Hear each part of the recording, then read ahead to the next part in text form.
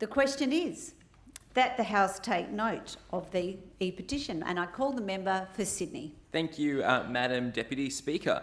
This state's live music industry is one of the best in the world. We have some of the greatest artists, performers and venues, and the industry supports a social, cultural and economic ecosystem that makes us one of the most attractive places to live, work and visit. But the dedicated live music venues that underpin the industry face permanent closure from the COVID-19 pandemic, and today I join nearly 30,000 New South Wales residents to call for urgent government stimulus to save the state's stages. This debate of this ePetition is a historic moment for the Legislative Assembly, the first of its kind to be debated. It took the Save Our Stages campaign just 24 hours to reach the 20,000 signature threshold, demonstrating the love people have for their live music venues. The Save Our Stages campaign has identified some 175 dedicated live music venues in this state that are at risk of closing. They range from small venues with audiences of less than 100 to large venues exceeding 1,000 patrons.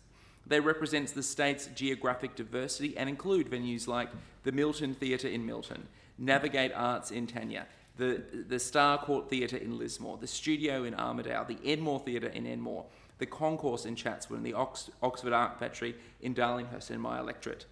What these venues have in common is that they have little to no alternative source of income other than live music and performance. They cannot diversify to provide food or take away liquor. They have no pokies. And those that are operating are doing so with significantly smaller audiences, as low as 20% to comply with COVID-19 safety measures. Some venues have been closed for over 9 months. They have lost the international acts that guaranteed sold-out shows, and uncertain state borders make interstate artists a further challenge. Meanwhile, staff overheads remain high, and new staff have had to be engaged to enforce physical distancing and increase cleansing. Rent is still due. For an industry that operates on a very lean profit margin, venues have used up their capital reserves and are now accumulating hundreds of thousands of dollars in debt. The inner city venues in my electorate were already on the back foot when the pandemic hit, having suffered from 6 years of crippling lockouts. Stimulus funding has focused on artists and not-for-profits, but there has been nothing for the spaces that support them. The alfresco renaissance cannot help stages. Venues now rely on JobKeeper to keep staff employed, but this will end in March. Those that I spoke to tell me they could permanently close before the end of the financial year. If our dedicated live music venues close, it would severely undermine the state's live music industry, which is worth around $3.6 billion and employs about 12,000 workers and launches the careers of local musicians and performers. It would put at risk the New South Wales government's recently announced 24-hour economy strategy. Concert venues support other local businesses like restaurants, bars, taxis and rideshare, tourism and accommodation. A walk down Enmore Road before or after a show at the Enmore Theatre shows the input concert patrons have to the local economy, which for that venue alone has been valued at $39 million. We can't just replace closed venues. Hosting live music has significant commercial risks, high costs, and no guarantees of profit. Existing venues have navigated the difficult business environment to establish a reputation to attract acts and patrons. Future entrepreneurs will be reluctant to invest and may not have the experience to succeed, especially in a slower economy with uncertain patron habits. If Australia can continue to contain COVID-19 while international acts remain suspended, we have an opportunity to nurture the local music industry and build up artists and shows for future export. This cannot happen without the support of stages, and stages cannot operate without financial support. Victoria and Queensland have issued support packages to keep dedicated live music venues open during this difficult time. Victoria's package injected $20 million into the live music industry. Similar initiatives have been implemented in Austin, Texas, Ireland, the UK, Canada and Scotland. If New South Wales does not act, the live music industry will collapse and we will lose business to Victoria. We will reduce the chance of an economic recovery fuelled by increased domestic tourism and migration. Dedicated live music venues in New South Wales need $24.5 million injection before the end of the year to stay open. This investment would ensure New South Wales can continue to be a world leader in the arts and music with a thriving late night economy into the future. I call on the government to urgently implement a rescue package for venues that need that support, live shows, and I have been assured that Treasury is looking into this funding request, and I commend the petition. Thank the member for Sydney. The question is that the House take note of the petition, and I call the member for Manly. Thank you, Madam Deputy Speaker. It's a great privilege to be able to join the member for Sydney and speak on the first ever ePetition, which has generated 20,000 signatures for a very important issue, and I acknowledge the Minister in the chamber here. Madam Deputy Speaker, the government is committed to seeing a speedy recovery and return to growth for live music and performance venues and the performance sector generally. As a result, the government has put in place a number of important initiatives that will create more opportunities for live music and other performers, as well as for entertainment, arts and creative sectors more broadly. The passage on the 12th of November of the Liquor Amendment 24-Hour Economy Bill, which I spoke on in some detail this morning, by the New South Wales Upper House, marks a significant milestone in New South Wales' support for the night economy and the live music and performance industry. The bill comprises a raft of reforms to New South Wales liquor legislation that will, among other things, reduce restrictions and cut red tape for live music at licensed venues, making it easier for artists to bring vibrancy, entertainment and culture into the nighttime economy. Complementing the aims of the bill, Madam Deputy Speaker, in September the government launched its 24-hour economy strategy, a new vision for a vibrant, diverse, inclusive and safe nighttime economy in Greater Sydney. The strategy comprises 39 actions across 5 strategic pillars. Firstly, being support for more integrated planning and placemaking, more joined-up state, local government and industry collaboration to enable the 24-hour economy to thrive. Secondly, to encourage the diversification of nighttime activities by supporting a wider variety of businesses at night. And 3, to nurture industry and cultural development to help entrepreneurs thrive in the 24-hour economy. And 4th, explore ways to enhance mobility and improve connectivity between 24-hour economy hubs through safe and reliable transport. And to change the narrative for Sydney to drive more local consumption, highlight Sydney as a world-class nighttime destination and encourage healthy behaviours. Supporters of the New South Wales live music industry will have been gratified to see many of their suggested measures included as actions in this strategy. They will also be pleased with its clear commitment to continue to work in partnership with industry and councils and across government to implement this ambitious roadmap. The strategy includes measures to directly support more street-side artistic activations, indoor small-scale art and culture events, and work with councils to realise unique and vibrant 24-hour economy hubs. Although this strategy is focused on Greater Sydney, it will provide a template for activations that can take place across New South Wales. A 24-hour economy commissioner will soon be appointed to lead the implementation of this strategy. This commissioner will work closely with the sector, councils and communities and to lead a whole-of-government effort to implement the strategy. In October, the government announced a groundbreaking partnership with the City of Sydney to support the activation of outdoor spaces for alfresco dining and cultural events. We're jointly planning for a slew of musical and artistic events in public spaces and streets in the Sydney CBD, where it will be much needed and appreciated. Madam Deputy Speaker, more recently on the 4th of November, the government announced that it would fund with the City of Sydney the CBD activation grants. And these will support partnerships between retailers and cafes and restaurants with musicians, performers and artists with the aim to attract and entertain visitors and revitalise spaces that have been underused since the pandemic began. Individual artists, businesses and entrepreneurs are encouraged to apply for the grant and realise their ideas to revitalise Sydney's CBD. In addition, following the 18th of September Summer Summit, the government formed an outdoor dining task force which will also help to increase the number of venues available to performers, with funding provided to enhance the alfresco dining experience with arranged performances. The government has prepared advice and tools to help councils and businesses to safely and easily expand their outdoor dining, performance and event spaces over summer. Madam Deputy Speaker, I commend the member for Sydney again for bringing the first ever ePetition of 20,000 signatures to the House. It's entirely appropriate that it is on this important matter at this point in time, and I commend the petition to the House. The question is that the House take note of the petition and call the member for Swansea. Thank you, Madam Speaker. And I too thank the member for Sydney for bringing this e-petition to the House. As we know, Madam Speaker, New South Wales is the home to the biggest music industry in the country. But today that industry is sadly on its knees. Due to COVID-19 restrictions, live music venues have been burdened by increased operational costs and drastically reduced incomes. Without urgent financial assistance from the New South Wales government, New South Wales is at significant risk of permanently losing key regional and metropolitan live music venues. There are more than 750 venues in New South Wales that offer live music, yet 85% of those venues surveyed by Music New South Wales in just September this year reported that they would be likely to permanently close in the next 6 to 12 months. If that happens, a critical mass of skilled music professionals will be forced out of the industry.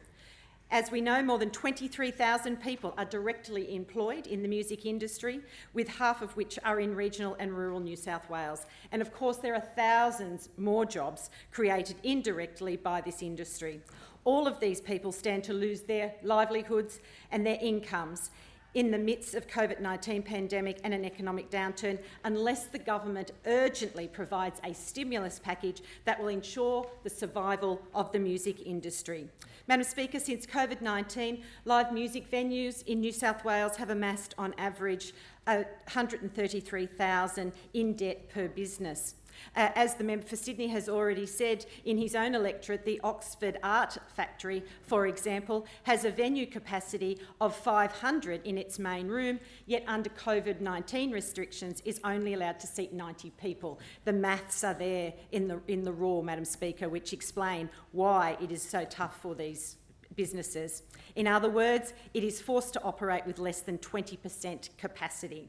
Down in Victoria, Madam Speaker, the live music venues have been given a lifeline by the Victorian government of $15 million because the government understands how important and how vibrant cities must be, and you need a live music industry to do that. Unfortunately, here in New South Wales, Madam Speaker, live music venues, they have been left out of cultural and survival restart packages, and they received nothing in last week's budget. Madam Speaker, we have to decide what sort of city we want to be. Do we want to live in a state where the doors of live music venues have long since closed, where there is nowhere to watch our favourite touring bands, where there is nowhere for the up-and-coming performers to hone their craft, where there is nowhere for local cover bands to entertain punters? I mean, who in this room has not asked for Cold Chisel's K-Sand to be played at the end of the night? No, we don't want to live in that sort of city, Madam Speaker, whatsoever. More than 70 live music venues from across New South Wales have joined forces for the first time to form the emergency association Save Our Stages New South Wales. And Madam Speaker, live music venues, they have persevered through months of hardship and uncertainty, constructively seeking a solution to this terrible predicament, yet the government has failed to extend a helping hand. But the reality is, without a stimulus package, our much-loved music venues are doomed. When JobKeeper ends, Madam Speaker, the doors will start closing, and that will cause a massive ecosystem disruption in the $3.6 billion New South Wales music industry, forcing thousands of people out of their jobs. Madam Speaker, the Honourable John Graham in the other place has been working extremely hard to ensure that our nighttime economy is vibrant, and part of that is, and most essential, of course, are live music venues. I call on the government to step in and provide urgent support for live music venues that are on death's door due to COVID, or their demise will be on the government's head. Madam Speaker, as the member for Sydney said, it took just 24 hours for more than 20,000 people to sign a petition calling on the government to provide stimulus for these venues to ensure that live music venues can survive the impacts of COVID-19. Madam Speaker, I'm pleased that the Minister is in the House, because I say to you, Minister, if you fail to do so, people across this state will be blaming this government on the day the music dies. The question is that the House take note of the petition. I call the member for Tamworth and Minister. Thank you very much, Madam Deputy Speaker, and I commend the member for Sydney for bringing this petition forward on behalf of music lovers, entertainers and performers right across the state. and as a person who has been in and out of bands for the last 30 years, I know how important live music is, and it really is. Music is the soul, and it transcends absolutely everything. When you walk into a venue, you hear live music. It really just does lift and make you feel good. And I echo the sentiment of the member for Swansea when she said, "Who hasn't called for K-San?" And in my time, yes, we have played K-San a number of times. It's been very late, and the more you drink, the better we sound. 100%. But live music really is something that is in my soul, and coming from Tamworth with the Country Music Festival, we know how important that festival is to Tamworth, and live music is the centrepiece of that festival. And the highlight, obviously, is the Australian Country Music Awards, and the final nominees for the 49th Annual Country Music Awards were released just a few hours ago today, and I can update the House on the nominees for the 49th Annual Country Music Awards, and just highlight again how important live music is. It puts food on the table and keeps a roof over many, and that's their job, that's their business. And in the business of music, quite often sophisticated financial systems are not set up, so things like superannuation and things like being able to plan financially is not on the agenda. So it's hand to mouth. It's each week when the gig rolls up and the venue pays the money. That's pretty much how you live from week to week. So to be able to keep venues open and live music going is critical. And for many, JobKeeper did not help because they did not have that history of an ABN or of their business being set up. So I know a lot of my friends were unable to access JobKeeper because, quite simply, they didn't have that financial structure in place, and they're brilliant musos and brilliant singers and players. So today, 49th Annual Country Music Awards of Australia nominees, they were announced, and can I say that the big stars were there, obviously. When we think about some of those stars, like Keith Urban, Lee Kernaghan, Travis Collins, Casey Chambers, Becky Cole, and many others who have been on the Boulevard of Dreams, Peel Street busking in Tamworth. Now, the nominees for this Country Music Awards, which ultimately will be held on a festival that has been cancelled given COVID. Yeah. So this is a huge impact on us. This is now something that has really desperately affected the lives of many musicians. Adam Eckersley, Adam Harvey, Lee Kernaghan, Amber Lawrence, Elise Simmons, and our own hometown girl, Amber Lawrence, as well as our own hometown girl, Alison Forbes. After competing in the 2016 Toyota Star Maker, Alison's highly anticipated debut album, Bone Digger, has debuted at number 5 on the iTunes and the country charts this year. That's seen her receive nominations in 4 categories: Alternate Country Album of the Year, Female Artist of the Year, New Talent of the Year, and Bluegrass Recording of the Year with the Weeping Willow. So an incredible 4 categories for Tamworth's Alison Forbes, and this just goes to show the talent that is in and around the Australian country music scene. So thanks to Alison for persevering.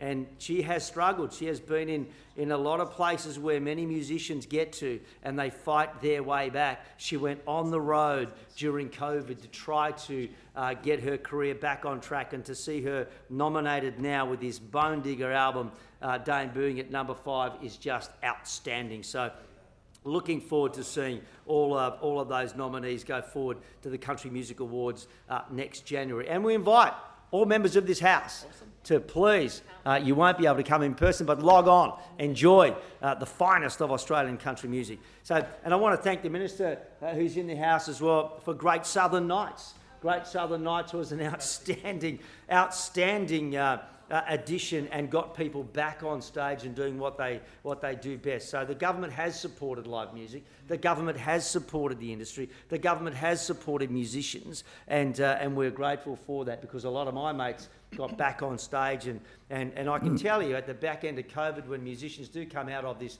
dark period, there will be 1 billion songs about heartache, isolation, running out of food, running out of booze. There'll be some good songs come out, I can tell you right now. Looking forward to it, and I thank the member for Sydney for bringing it forward. Well, I thank the member for Tamworth, and now call the member for Newtown. Thank you, Speaker. I rise on behalf of the Greens to also contribute to this petition debate. The arts and the music industry have been absolutely smashed by this pandemic, and yet it is very sad to see that they have only received a fraction of the government support of other affected industries like professional sporting codes, tourism and manufacturing. And it shows how passionately the community cares about this issue when we hear the scale and size and response to how quickly these petitions were gathered. While the recent announcement to support theatres, art spaces, festivals, museums and performance companies across New South Wales with a $50 million stimulus package was very, very welcome in the creative space, there was one sector that significantly missed out, and that's live music and the venues and stages where live music happens. Because the way this industry is structured, and I appreciate that it falls between different parts of responsibilities within government, but we need to do better, because nearly all musicians are independent sole traders, not associated with an employer or a parent organisation, and they rely on gig fees, music sales to make a living, and those gig fees are paid by clubs, bars, venues, with virtually no government support whatsoever. Venues are vital for this industry, and they need investment and support to keep them going and survive during these times.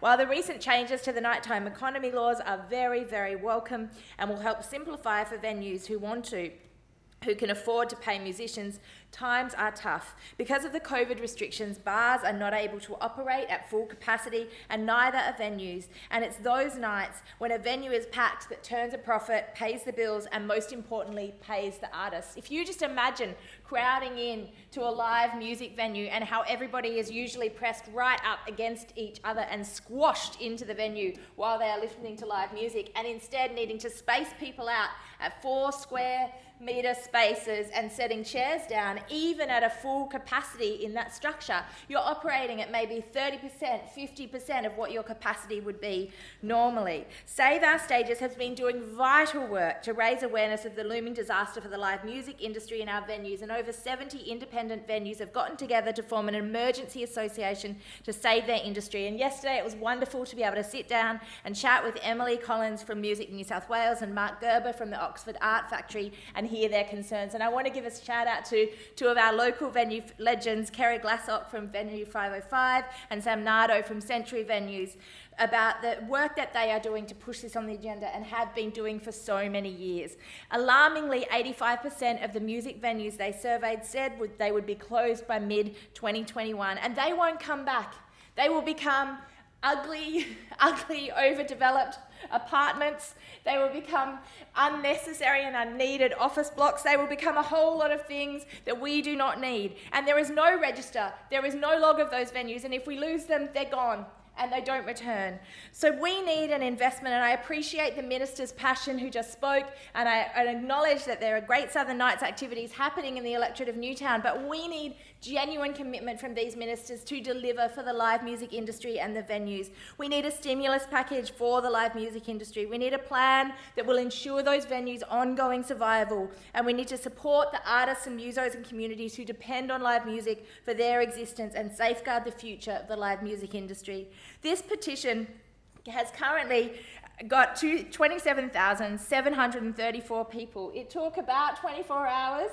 Is that correct? Yes. About 24 hours for us to gather that many. And we know that the New South Wales government, we need them to sit down and work with Music New South Wales and Save Our Stages and these venues to be able to deliver. I appreciate the Minister's passion, especially the member for Tamworth and Minister, his passion for live music, but it's not enough for us to glorify the idea of living from paycheck to paycheck, from struggling to be able to afford food or a beer. What we need to do is support our musos in this industry, and the government, the ministers that are in this chamber, can do that right now. So I want to congratulate Save Our Stages. I want to congratulate the good work for the member for Sydney for bringing us this petition in this place, and to the thousands and thousands of musos, bands, creatives, producers, events teams, venue staff, and all of the music lovers for being so loud when we need you to be loud, singing to the government to save our stages. I stand with you, the electorate of Newtown stands with you, and the Greens stand with you in this struggle to save our stages. Well, I thank the member for Newtown. I now call the Minister in response. Thank you, Mr. Speaker. The one thing about this petition is it reflects the passion that everyone in this chamber that's spoken on it, so many people around New South Wales have for live music. It's such an important part of the cultural offering of this city. I completely agree with the member for Tamworth that it'll be musicians that help us tell the story and understand and go through the emotional roller coaster of coming out of COVID. I want to see as many music venues that are open and operating in Sydney today still be there at the end of COVID. In fact, I want to see more of them. I want to be able to take the advantages that we've been able to work on in this place through both chambers, through an outbreak of bipartisan approach to policy making that's seen the 24-hour economy bill go through this House, the amount of work that's happened between the government and members of the industry in creating the 24-hour economy strategy, which firmly embeds into the policy settings of this government, creating the opportunities for live music to continue to take place. There has been a number of COVID-related investments and stimulus of funding that's been made available to people right across the music industry. I know some of these things don't meet exactly what Save Our Stages are looking for. I will say that anyone from Save Our Stages can come through my door and talk to me about the things that they see as pressing issues. What we've seen in the New South Wales economy is very different to what's happened in, say, a state like Victoria, where literally there was no activity. And so we've taken a more nuanced approach. Small businesses and sole traders have had access to the Small Business $1,500 rebate. We've seen our Sydney Summer Summit series of activities and funding that's seen close cooperation between the New South Wales Government and the Sydney City Council, which will now see $3 million going into CBD activations for music. We've got the Play the City grants, which have got $500,000 attached to them. We've also got the contemporary music grants for performers and organisations from Create New South Wales that's got over $640,000 available in those things. And we've got Great Southern Nights. And just to prove that I'm committed to live music, and I didn't even know this until I put this suit on this morning. Here is my Max Watts card, and here is my Great Southern Nights coaster, which I picked up at my most recent Great Southern Nights event, which has over 3,500 artists. It has over 1,100 gigs that are happening over the month of November. It has activated over 350 venues 350 venues in 140 towns around New South Wales. It has been what we have done to save our stages, save our artists and get them through this stage, but we will continue to work with these artists, these venues, to ensure that they survive through the course of the pandemic. Well, I thank the Minister in response. I now call... the question is that the House take note of the petition. I call the member for Sydney in reply. Thank you, Mr. Speaker. Well, the nearly 30,000 people who signed this historic first e-petition can be assured with the seriousness with which this Parliament has treated their concerns. This debate has heard from not one but two Cabinet Ministers, in the Minister for Tourism and Investment and the Minister for Better Regulation and the member for Tamworth. We've also heard from the Deputy Leader of the Opposition and passionate speeches from the member for Manly and the member for Newtown, of course, as well. Indeed, in addition to this, the Lord Mayor of Sydney and I have both written directly to the Treasurer asking for urgent funding, urgent stimulus funding and a rescue package for dedicated live music venues and the negative ripple effect that will come to local economies in the City of Sydney and other areas if that is not immediately given. And as I said at the outset, I have been given the assurance that Treasury is looking into this funding request, and I do hope they move on it. We are talking about some of the most loved venues in our state, some of the venues which add to the culture and heart of our state, and to lose them would be indeed a tragedy. And just as the COVID-19 pandemic created the need for electronic petitions to be used, it has also created this need for urgent funding for stages. And I want to pay tribute to all of the organisations involved in the Save Our Stages New South Wales campaign. They brought together over 70 dedicated live music venues across the state. Their voice has been heard loud and clear. This is the final petition of the year for the New South Wales Parliament and a historic first new e-petition, and I thank everybody who signed it for having such a massive impact, and hopefully will be the thing that leads to the stimulus package to rescue our favourite venues and dedicated live music venues across New South Wales. Well, I thank the member for Sydney for that contribution. The question is, the House take note of the petition. All those opinions say aye. Aye. To the contrary, no. I think the ayes have it. The ayes have it. The debate of the 20,000 signature electronic petition on Save Our Stages, New South Wales having concluded, I thank the members of the public listening to the debate online this afternoon.